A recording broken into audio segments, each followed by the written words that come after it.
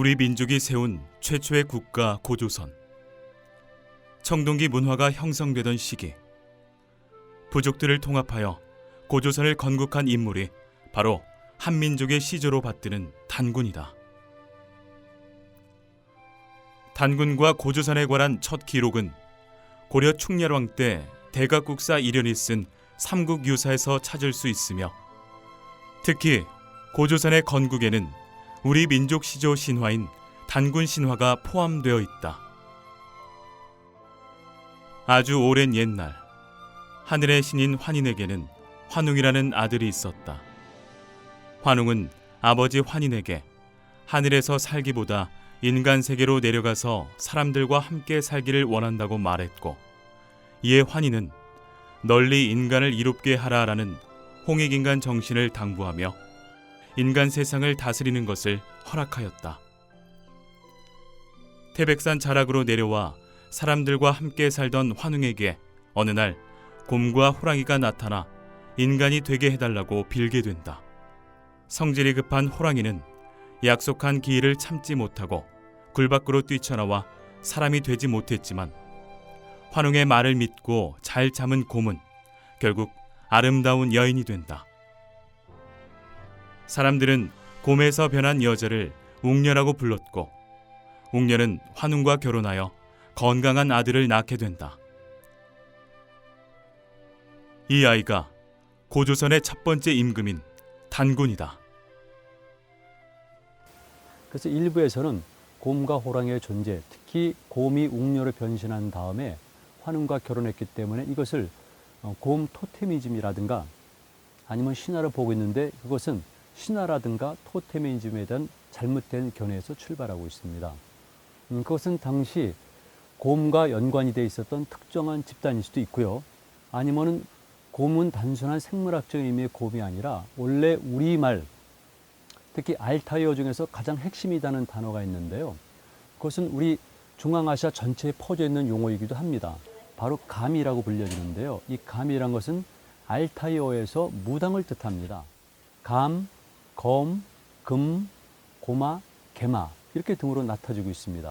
그래서 이때 곰이란 것은 생물학적인 의미의 곰이 아니라 실질적으로는 무당을 뜻하면서도 주로 밝음과 상대되는 어둠과 연관된, 하늘에 대비되는 땅과 연관된 그런 단어라고 보면 되겠습니다. 이런 것은 우리 민족의 여러 개의 지명, 산명, 그리고 인명 등에서 확인이 될 수가 있습니다. 그래서 단군 신화에 나오는 바로 곰이란 것은 생물학적인 의미의 곰일 수도 있지만, 한편으로서는 바로 우리 알타이어권 문화에서 가지고 있는 바로 감계 언어라고 보면 되겠습니다. 이런 과정에서 보면 하늘에서 내려온 한계 집단과 땅 지옥과 농경 문화를 관리하는 지모신의 고마 또는 개마, 검의 집단이 결혼이라고 볼 수가 있는 것이죠. 사적 제136호 참성단. 강화도 화도면 만이산에 있는 참성단은 단군께서 제천의 대례를 행하고 뜻을 드높였던 곳이다. 그러한 뜻이 오늘날에도 전해지고 있어 단군이 우리 민족 최초의 국가를 건국한 것을 기리는 매년 10월 3일 개천절에는 여전히 중요한 제천 행사가 이어지고 있다. 1년 동안에 많은 고생을 해서 그 곡식도 잘 재배를 했고, 또 여러 가지 그 보람 있는 그러한 많은 일도 있었는데, 그런 것에 대한 감사의 뜻도 그 하늘에 올리는. 뿐만 아니라 각지의 단군 성전에서도 개천절에는 어김없이 민족의 시조 단군을 기리는 행사를 거행하며 그 뜻을 마음에 새기고 있다. 홍익인간, 널리 인간 세계를 이롭게 한다는 단군 신화 속의 이념은 우리나라 정치, 경제, 사회, 문화의 최고 이념으로 윤리의식과 사상적 전통의 바탕을 이루고 있다. 예, 우리나라 국조당군이 나라를 건국할 때 이상적인 인간으로 생각한 것이 홍익인간입니다. 홍익인간은 말 그대로 널리 세상을 이롭게 하는 사람을 말합니다. 너와 내가 따로 떨어진 것이 아니고 하나이고, 또 인간과 자연이 하나이다. 그런 사상입니다. 그래서 우리가 지금 물질 문명이나 경쟁 속에 사는 우리 사회에서는 너와 내가 분리되어 있고 너와 너가 경쟁을 해서 이겨야지 행복하다고 생각하고 있는데 이러한 것들은 근본적으로 인간에게 행복을 줄 수가 없습니다. 우리 홍익인간 사상은 나뿐만 아니고 상대방 또 인간뿐만 아니고 자연 모두가 행복하고 이로운 세상을 꿈꾸는 그런 사상입니다.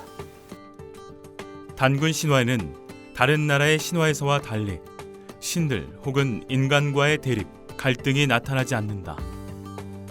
이처럼 홍익인간의 이념에는 조화와 평화를 중시하는 세계관이 담겨 있다. 단군과 그의 정신은 단순히 부정확한 역사와 과장된 신화가 아니라 우리 민족이 순환을 당하고 위기에 처할 때마다 민족 단합을 요구하는 구심체적 역할을 해왔다. 일제 침략기 단재 신채호 선생은 저서 조선 상고사를 통해 단군으로부터 시작한 우리의 역사를 강조하며 식민사관으로부터 인해 나약해지던 우리 민족의 독립정신을 일깨웠다. 단군의 의미와 정신은 끊임없이 기억해야 할 우리 민족의 출발점이다.